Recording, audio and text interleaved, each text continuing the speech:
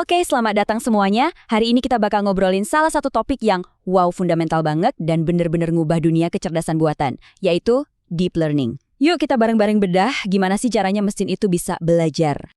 Jadi, kalau kita mau ngertiin deep learning, kita harus lihat inspirasinya. Para pelopor di bidang ini tuh mikir gini, bisa nggak ya kita bikin mesin yang cara belajarnya milik manusia? Nah, jawabannya ternyata dimulai dengan meniru arsitektur tercanggih yang kita tahu, yaitu otak kita sendiri, sebuah jaringan super kompleks dari miliaran neuron yang nyambung satu sama lain. Oke, sebelum kita melangkah lebih jauh, penting banget nih buat kita paham dulu, di mana sih posisi deep learning ini dalam peta besar teknologi, biar nggak salah kaprah. Cara paling gampang buat bayanginnya itu kayak boneka Matryoshka dari Rusia, tahu kan? Boneka yang di dalamnya ada boneka lagi. Nah, yang paling besar, paling luar, itu kecerdasan buatan atau AI. Itu konsep besarnya. Kita buka, di dalamnya ada machine learning. Ini subbidangnya, di mana mesin belajar dari data. Terus kita buka lagi, di bagian paling inti, nah disitulah ada deep learning. Jadi ini tuh teknik yang lebih spesifik dan sangat kuat di dalam machine learning. Baik, sekarang kita udah tahu posisinya di mana. Mari kita bedah. Sebenarnya apa sih kerjaan utamanya? Apa sih kekuatan super dari deep learning ini? Kalau ada satu hal yang harus kalian ingat dari pembahasan kita hari ini dia. Jaringan saraf tiruan atau neural networks itu pada dasarnya adalah mesin pengenal pola. Tapi bukan sembarang pengenal pola, ini levelnya udah super canggih. Itu intinya. Nah, ini tuh sebuah lompatan besar dalam cara kita berpikir tentang komputer. Komputer biasa itu kan jago banget ngikutin perintah. Kita kasih aturan, dia kerjain. Tapi coba deh suruh dia kenalin mana foto kucing. Dia bingung. Disinilah deep learning hebatnya. Dia nggak perlu kita kasih aturan detail, dia belajar sendiri polanya, langsung dari jutaan contoh gambar. Mungkin kalian mikir, pengenalan pola kan bukan hal baru. Betul, tapi apa sih yang bikin cara deep learning ini benar-benar beda dan wah revolusioner? Jawabannya ada di kata deep atau dalam. Maksudnya, dia belajar secara berlapis-lapis, mirip banget sama cara otak kita memproses penglihatan. Jadi, di lapisan paling bawah, jaringan ini cuma belajar ngenalin hal simpel, kayak garis, sudut, atau warna. Lapisan di atasnya ngabungin garis-garis itu jadi bentuk, misalnya mata atau hidung.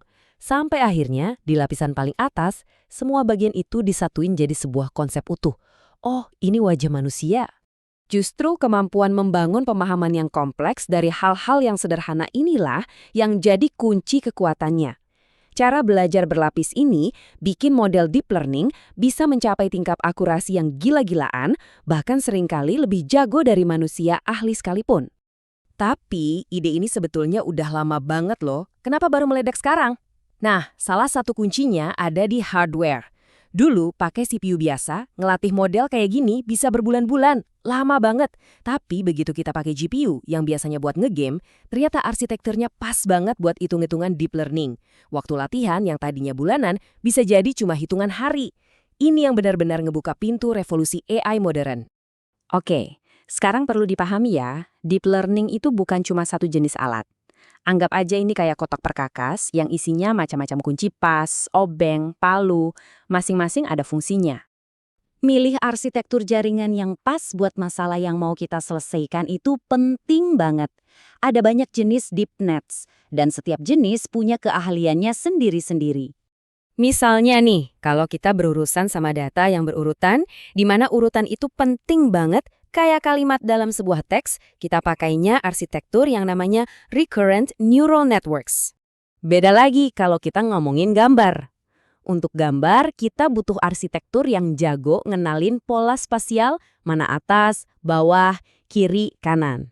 Nah, disinilah jagoannya adalah convolutional neural networks, atau sering disingkat CNN.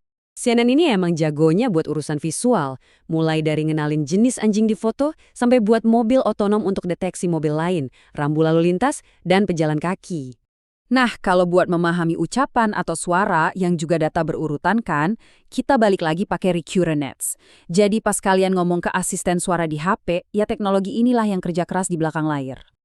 Penting buat dicatat, semua yang kita bahas ini bukan cuma teori di atas kertas atau riset di lab lagi. Teknologi ini udah jadi tulang punggung dari banyak banget layanan yang kita pakai tiap hari. Coba pikirin deh, Google pakai ini buat bikin hasil pencariannya makin relevan. Nvidia yang awalnya cuma bikin kartu grafis buat game, sekarang jadi raksasa AI. Apple pakai ini di Face ID. Toyota juga ngembangin mobil otonom pakai ini. Deep learning itu, sadar atau enggak, udah ada di mana-mana. Nah, ini membawa kita ke pertanyaan yang menarik. Kalau idenya udah dari dulu dan teknologinya sekuat ini, apa sih yang bikin perkembangannya dulu lambat banget?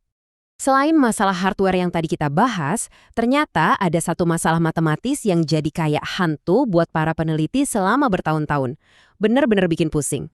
Masalah ini namanya keren, vanishing gradient.